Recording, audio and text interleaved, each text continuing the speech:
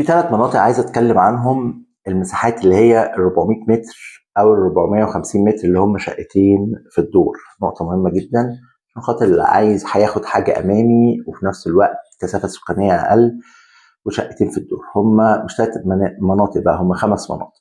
ماشي، نركّز فيهم كده ونشوف إيه اللي إحنا ممكن ناخد فيهم وإيه المكان الصح اللي إحنا ممكن ناخد فيه. أول منطقة، منطقة جنوب السويس. منطقة جنوب السويس هي منطقة التكميلية، ودي موجودة شمال حي التاني بيت الوطن على التسعين الشمالي، ودي أنا باعتبرها منطقة مميزة جدًا، جدًا، جدًا، للي حابب ياخد فيها ويكون سكنه مش بعيد.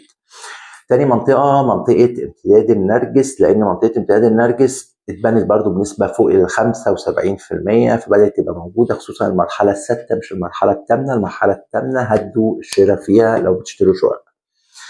تالت منطقة وبشوفها برضو كويسة وجاية واعدة، منطقة شمال الرحاب والحي الرابع، الأراضي الأكثر تميزا. دولت كلهم مساحات يا جماعة من 400 ل 500 متر، شقتين في الدور أماميين، من مساحة من 150 متر ل 170 180 متر اللي هم المساحات الاستثمارية.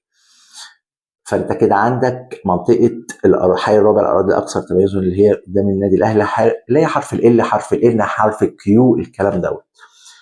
رابع منطقه في الانشاءات والمباني اللي فيها الحركه برضو دلوقتي بعد كده، اللي هي نورث ساوث، بشوفها كويسه، لكن يعوبها منطقه الضغط العالي والكهرباء. عشان كده وانت بتشتري فيها لازم تبقى عارف انت بتشتري من مين وتشتري فين بالظبط فيها. واخيرا منطقه الاوركيد، اللي هي بقت الحصان الاسود في الحاجات ديت. منطقه الاوركيد الموقع الاستراتيجي بتاعها كويس جدا، وموجوده في جنوب بالم هيلز مباشره، وهي عباره عن 4 حروف ABCD، لان في منطقه اسمها شمال الاوركيد يمكن مش محظوظه كويس زي منطقه جنوب الاوركيد او الاوركيد اللي هي ال4 حروف. وفي منطقه هنسمع عنها قريب جدا وهتاخد برضو رينك في الاراضي اللي هي 400 وال 450، لانها نزلت في المرحله 10 الجديده، منطقه غرب الجبال. المناطق دي كلها شقتين في الدور، ارضي وثلاثه، ما عدا منطقه الاوركيد ومنطقه غرب الجامعات. عندهم تركايه كده لازم نبقى فاهمينها واحنا بنشتري فيها، ان هم ترخيصهم 6 وحدات للاراضي اللي اقل من 475 متر. يعني الارض اللي اقل من 475 متر هيبقى عباره عن الارضي والاول دوبلكس يمين، والارضي والاول دوبلكس شمال، وده مش هيبقى مخالف، ارضي واول، وبعد كده الثاني والثالث شقتين في الدور. في منطقة نسيت أقولها خالص، وهي منطقة مميزة وجميلة ومعرفش نسيتها إزاي، منطقة اللوتس القطاع الرابع الطرح الجديد. برضو مساحات الأراضي فيها من 450 متر لحد 550 أو 600 متر، الغالبية العظمى فيها. ودي بقى أرضي وأربع أدوار مش وثلاث أدوار، شقتين برضو في الدور. فاحنا كده عندنا شويه مناطق حلوه قوي، اللي عايز شقتين في الدور مش 3 شقق في الدور، اللي عايز الاثنين امامي مش عايز حاجه خلفي. عندنا جنوب السويس التكميلي، عندنا النرجس الجديده، عندنا شمال الرحاب المرحله السادسه. النرجس الجديده المرحله السادسه ممكن يبقى المعروض فيها قليل والشركات مش كتير فيها دلوقتي، لكنها من المناطق اللي قربت تسكن. عندنا منطقه النورث ساوث، عندنا منطقه شمال الرحاب، عندنا منطقه الحي الرابع الاراضي الاكثر تميزا اللي بالجنيه المصري، عندنا منطقه الاوركيد اللي فيها بالجنيه واللي فيها منطقه بيت الوطن. كده عندنا تقريبا 5 مناطق هقولهم حالا بقى مش بالترتيب بس تبقوا عارفينهم: جنوب السويس التكميلي، النورث هاوس، الحي الرابع الاراضي الاكثر تميزا، الاوركيد. دول كلهم في منطقه بيت الوطن، اريا الواحده اللي هي عند النادي الاهلي. بعد كده عندنا لوتس القطاع الرابع، عندنا ديت ما بين التسعين الشمالي والتسعين الجنوبي، موقع حلو قوي. عندنا شمال الرحاب اللي هي تعتبر شمال السوق الشرقي، المنطقه اللي هناك ديت شمال الرحاب، ودي منطقه اللوكيشن العام بتاعها كويس. وعندنا منطقه النرجس الجديده اللي هي المرحله السادسه والمرحله الثامنه المتاخره شويه. كل منطقه من دولت ليها مميزاتها وليها عيوبها، كل منطقه من دولت فيها حاجات كويسه وفيها حاجات مش كويسه.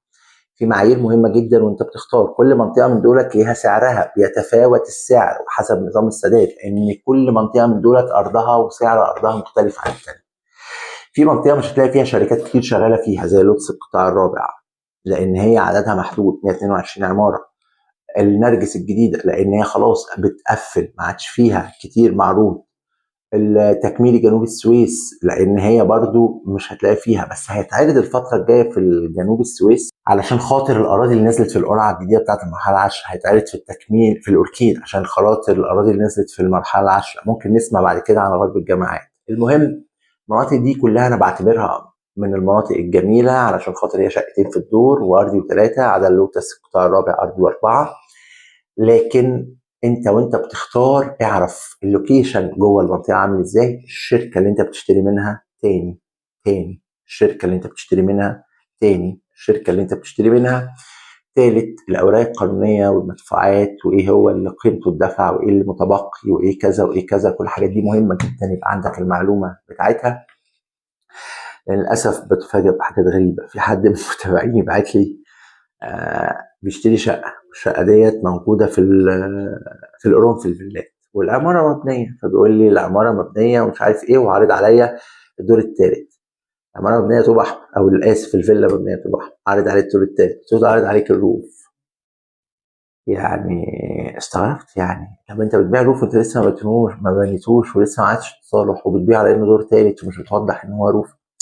فبص هتلاقي كلام كده ايه من تحت السطور، مش هيفهمه كل اللي ما عندوش خبره. في ناس مش تبقى واخده بالها من التركايه بتاعت الدور الثالث، في ناس هتبقى مش واخده بالها من التركايه بتاعت لو في دوبلكس او مخالفه. في حاجات كتير قوي ممكن تفوت على ناس ما عندهاش خبره، وغصب عنهم على فكره، انا مش بلومهم، بس هي الشغلانه دي بتحتاج مذاكره طول الوقت، وبتحتاج حرص، وبتحتاج وعي، وبتحتاج ابديت جديد للقانونيات اللي بتتحدث، او للعقود اللي المفروض تعمل فيها وتزود فيها ايه عشان تامن نفسك على المستقبل. لان في بند مثلا بقى مهم جدا ان هو ينضاف في العقود، بند تثبيت السعر. في 2020 و21 ما كناش بنحطه، لان احنا ما كناش متخيلين الدنيا هتحصل كده بالفجوه الكبيره ديت. كان في ب 7 او 8000 جنيه المتر في 2021 و2022، فجاه احنا النهارده بنسمع 25 26 متر. وبالتالي لا، يعني في شركات اتكشفت في اللقطه دي، في شركات رجعت في كلامها، في شركات ما بنتش، في شركات قالت حجج واهيه، حاجات كتير قوي بقى وافلام. عشان كده تبقى فاهم انت عايز ايه وانت بتشتري. مفيش مانع انك تشتري، ما تخافش، لكن اشتري صح، امشي بضوابط سليمه، لان في ناس اشترت فعلا وربنا كرمها وكسبت، والحمد لله ناس كتير دعت لي، الحمد لله يا رب. المهم خدوا بالكم من شويه الامور ديت، وربنا سبحانه وتعالى هيكرمكم وهيكرمكم قوي كمان. في النهايه لا يسعني الا انا اشكركم لمتابعتكم ليا، وان انا اذكركم بدعائكم لاخي عبد الله، الله يرحمه، لا تنسوا من صالح دعائكم. واخيرا دمتم بخير. كان معكم محمد المهدي. لو محتاجين مني اي حاجه في المراجعات او الاوراق القانونيه او العقود ارجعوا لي مباشره. ان شاء الله انزل اصور من على الواقع كذا فيديو في المرحله الجايه. الحاجات اللي انا قلتها ديت ممكن بعد كده نعمل فيديو عن الحاجات اللي هي ال3 شقق في الدور او ال4 شقق. دمتم بخير. كان معكم محمد المهدي. السلام عليكم ورحمه الله وبركاته.